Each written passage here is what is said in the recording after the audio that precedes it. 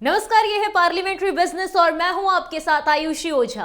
कांग्रेस एक ऐसी पार्टी जिसने देश में 70 सालों तक अपना दबदबा बनाए रखा, लेकिन आज कांग्रेस की हालत कुछ और ही बयां कर रही है।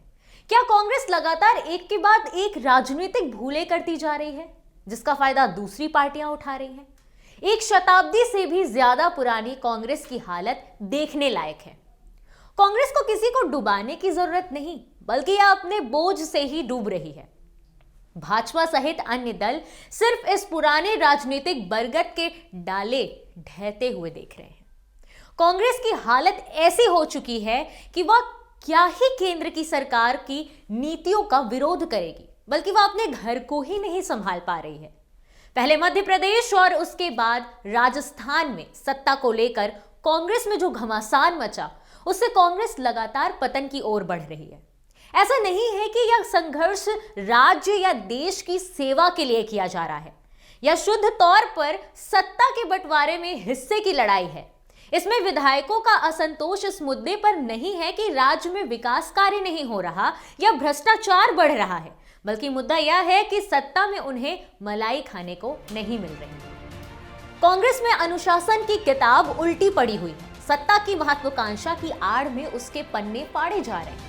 यह सब होते हुए भी पार्टी अध्यक्ष सोनिया गांधी और राहुल गांधी की हालत ऐसी हो गई है मानो पार्टी को गर्ते में जाते हुए देखने की वो विवश हो। क्या कांग्रेस का अस्तित्व खत्म होने की कगार की ओर बढ़ रहा है? क्या कांग्रेस की प्राचीन इमारत को उखाड़ फेंका जाएगा? क्या कांग्रेस जो एक समय देश में राज करती थी, उसकी हालत को देख ये सवाल जहन में आता है कि आखिर कैसे अन्य नेताओं का इतना साहस हो सकता है कि इतने बड़े और पुराने संगठन को यूं ही हिला सके। सत्ता की बेचैनी इस हद तक बढ़ जाए कि अनुशासन और मर्यादा तार तार होते नजर आए। कांग्रेस की हालत हर चुनाव में खस्ता होती जा रही है। कमी कहां आ रही है? शायद कांग्रेस उस पर सोच नहीं पा रही है या सोचना ही नहीं चाह रही है। क्या कांग्रेस ने कभी जातिवाद, संप्रदाय और क्षेत्रवाद से पीछा छुड़ाकर राजनीति के आदर्श ही नहीं गढ़े? क्या कांग्रेस ने देश और समाज को कमजोर करने वाले इन नकारात्मक मुद्दों को अपनी नियति मान ली है? वहीं आश्चर्य कर देने वाली बात है कि सहयोगी नेताओं की भी आज ऐसी मजाल हो गई है कि वे कांग्रेस को आंख दिखाने में तेज हो गए। कांग्रेस की उल्टी धारा बहने लगी है। इसके पीछे किसका हाथ है? क्या पार्टी के हाईकमान पार्टी नहीं संभाल पा रहे हैं? क्या वो अपने नेताओं को एक साथ नहीं रख पा रहे हैं?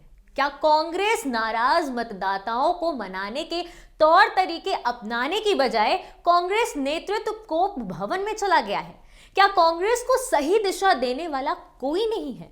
परिवारवाद की ये पार्टी नेतृत्व विहीन है, जिसमें उठापटक मचना लाजमी है। हालांकि ऐसे कई नेताओं ने पार्टी को दिशा देने की कोशिश की, लेकिन कांग्रेस हाईकमान अपने परिवार को छोड़कर किसी को सुनना ही नहीं चाहती है। कांग्रेस का लोकतांत्रिक तौर तरीकों में भरोसा कम होता जा रहा है। होना तो यह चाहिए कि कांग्रेस को हार के बाद फिर से धूल से खड़ा होने के ईमानदारी से प्रयास करना चाहिए। हालांकि कांग्रेस संगठन के चुनावों में अध्यक्ष पर आम सहमति बनाने की कोशिशें भी शुरू हो गई हैं। कांग्रेस अध्यक्ष सोनिया गांधी ने पार्टी के शीर्ष नेताओं की एक महत्वपूर्ण बैठक आज बुलाई है। सोनिया ने कांग्रेस में नाराज चल रहे वरिष्ठ नेताओं को भी इस बैठक में बुलाया है, जिन्होंने हाल ही में चिट्ठी लिखकर पार्टी में स्थायी अध्यक्ष समेत संगठन के चुनाव कर बदलाव करने की मांग की थी। माना जा रहा है कि इस बैठक में सोनिया गांधी पार्टी के नए अध्यक्ष के चुनाव को लेकर पार्टी के वरिष्ठ नेताओं के साथ चर्चा कर सकती हैं। सोनिया गांधी के आवास 10 जनपद पर आज होने वाली कांग्रेस के वरिष्ठ नेताओं की बैठक काफी महत्वपूर्ण मानी जा रही है। कांग्रेस के नए अध्यक्ष का चुनाव जनवरी महीने के अंत तक होना है, जिसकी पुष्टि पार्टी के कई नेता सार्वजनिक रूप से कर चुके हैं। ऐसे में सोनिया ने इस बैठक में पार्टी से नाराज चल रहे वरिष्ठ नेताओं में से कुछ को आमंत्रित किया है, जिनके साथ वो मुलाकात करेंगी, ताकि आपसी गिले शिकवे मिटाकर पार्टी को आगे की दिशा में बढ़ाया जा सके। यह निश्चित है कि कांग्रेस अपनी गलतियों से जितनी कमजोर होगी, सत्तारूढ़ भाजपा और उसके सहयोगी दल उतने ही हावी होते चले जाएंगे।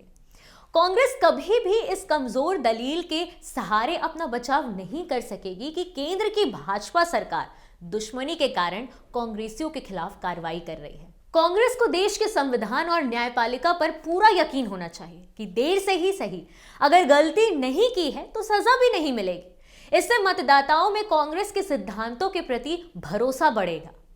खैर, अब देखना होगा कि परिवारवाद वाली कांग्रेस पार्टी क्या फिर अपना राजनीतिक सिक्का चमका पाएगी या नहीं। ज्यादा अपडेट्स के लिए देखते रहिए पार्लियामेंट्री बिजनेस।